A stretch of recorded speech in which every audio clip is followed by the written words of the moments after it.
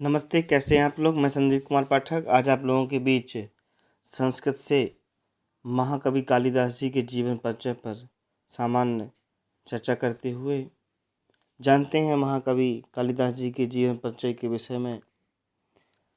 कहते हैं कि संस्कृत साहित्य में कवि कुलगुरु के नाम से प्रसिद्ध महाकवि कालिदास का भारतीय साहित्यकारों में ही नहीं अपितु विश्व के मूर्धन्य साहित्यकारों में प्रमुख स्थान है। इनके समय, जन्म स्थान एवं जीवन के विषय में अन्य प्राचीन भारतीय साहित्यकारों की भांति कुछ निश्चित रूप से नहीं कहा जा सकता। किंवदंतियों एवं अंतःसाक्ष्यों के आधार पर ही थोड़ा बहुत जाना जा सकता है। यह हमारा दुर्भाग्य है कि संस्कृत के महाकवियों का ऐतिहासिक जीवन परिचय निबिड़ अंधकार में छिपा है। उनमें कालिदास भी हैं, जिन्होंने अपने किसी भी ग्रंथ में अपने विषय में कुछ नहीं लिखा है। यह किंवदंती विश्व प्रसिद्ध है कि कालिदास बचपन में बड़े मूर्ख थे। उनके लिए काला अक्षर भैंस बराबर था। पढ़ना लिखना नहीं जानते थे। इसके लिए विद्योत्तमा वृत्तांत प्रसिद्ध है। बाद में पत्नी के द्वारा घर से निकाल दिए जाने पर कालिदास ने भगवती की आराधना की। उनकी प्रसन्नता के फलस्वरूप यह महाकवि बन गए। कहते हैं महाकवि कालिदास जी के स्थिति काल के विषय में भी कुछ ज्ञात नहीं है। फिर भी महाकवि ने अपने जीवन के विषय में स्वयं कुछ नहीं लिखा है, किंतु अनेक विद्वानों ने अपने अपने तर्कों के आधार पर काल निर्णय किया है, परंतु सभी मत एक नहीं है। इनका समय दूसरी शताब्दी ईसा पूर्व तथा छठी शताब्दी के मध्य में माना जाता है। इनके मालविका अग्निमित्रम नाटक के नायक अग्निमित्र का समय 148 से 136 ईसा पूर्व इतिहास से प्रमाणित है। अतः यह तो निर्विवाद रूप से कहा जा सकता है कि ये 148 ईस्वी पूर्व के वाद हुए। दूसरी और छठी शताब्दी के अंत में हर्षवर्धन के दरबारी कवि बाणभट्ट ने कालिदास की कविता की प्रशंसा की है। इस प्रकार कालिदास का समय दूसरी शताब्दी ईसा पूर्व तथा छठी शताब्दी के मध्य में होना निश्चित है। कहते हैं महाकवि कालिदास ने अपने जीवन काल में अनेक रचनाएं लिखी हैं, किंतु उनके अनेक ग्रंथ उपलब्ध नहीं हैं। उनके केवल 7 ही ग्रंथ उपलब्ध हुए हैं, जिनमें एक ट्रिक के माध्यम से मैं आप लोगों को महाकवि कालिदास जी के समस्त ग्रंथों का परिचय करवाता हूँ।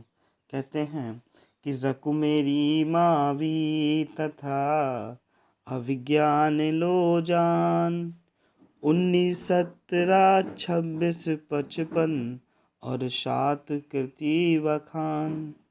इस प्रकार से महाकवि कालिदास जी ने अपने जीवन काल में 7 कृतियाँ लिखी हैं। इस दोहे को समझते हैं। कहते हैं महाकवि कालिदास जी ने 2 महाकाव्य, जिनमें रघुवंश और कुमार संभव, यह 2 बड़े महाकाव्य लिखे। रघुवंश महाकाव्य में 19 सर्ग और कुमार संभवम महाकाव्य में 17 सर्ग हैं। इसके बाद 2 खंड काव्य मेघदूतम और ऋतुसंहार, जिसे हम लोग गीति काव्य के नाम से भी जानते हैं। मेघदूतम में 2 खंड तथा ऋतुसंहार में 6 खंड महाकवि कालिदास जी के द्वारा बताए जाते हैं। महाकवि कालिदास जी ने अपने जीवन में 3 बड़े नाटक लिखे हैं, जिनमें मालविकाग्निमित्रम, विक्रमोर्वशीयम तथा अभिज्ञान शाकुंतलम जो विश्व प्रसिद्ध है। मालविका अग्निमित्रम में 5 अंक, विक्रमोर्वशीयम में भी 5 अंक तथा अभिज्ञान शाकुंतलम में 7 अंक विद्यमान हैं।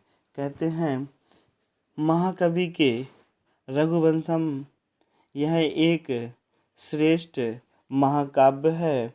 इस महाकाव्य में महाकवि कालिदास जी ने 19 सर्गों को निहित किया है, जिनमें रघुवंशी राजाओं का वर्णन किया गया है।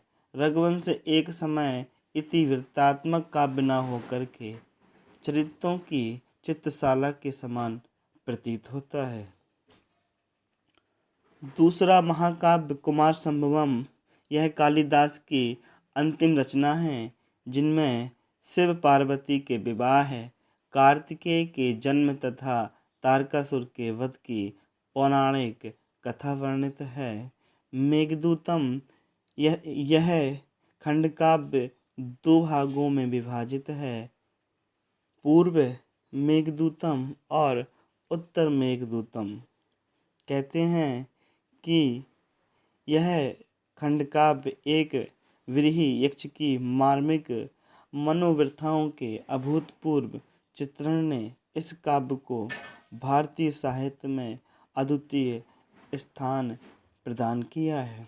ऋतुसंहार में कालिदास ने काव्य काल का आरंभ ऋतु वर्णन इस लघु काव्य ऋतुसंहार में किया है। यह 197 श्लोकों में पूर्ण कालिदास का यह खंडकाव्य 6 सर्गों में विभक्त है। मालविका अग्निमित्रम यह 5 अंकों में विभक्त 96 श्लोकों में पूर्ण इस नाटक में शुंग वंश के राजा अग्निमित्र तथा मालविका नाम की विदर्भ राजकन्या की प्रणय कथा वर्णित है। विक्रमोर्वशीयम यह 5 अंकों का नाटक 165 श्लोकों में पूर्ण है। इसमें पुरूरवा और उनकी नायिका उर्वशी की प्रणय कथा वर्णित है। अभिज्ञान शाकुंतलम यह विश्व प्रसिद्ध 7 अंकों का नाटक है। इसमें महाभारत आदि पर्व पर आधारित है। कहते हैं इसके अंतर्गत दुष्यंत और शकुंतला के प्रेम तथा वियोग और पुनर्मिलन की कथा वर्णित है। इस प्रकार से महाकवि कालिदास जी की यह 7 कृतियाँ हमें इस दोहे में याद करनी हैं। उनके सर्ग, खंड और अंक भी हमें इस दोहे के माध्यम से याद हो जाएंगे। बहुत बहुत धन्यवाद।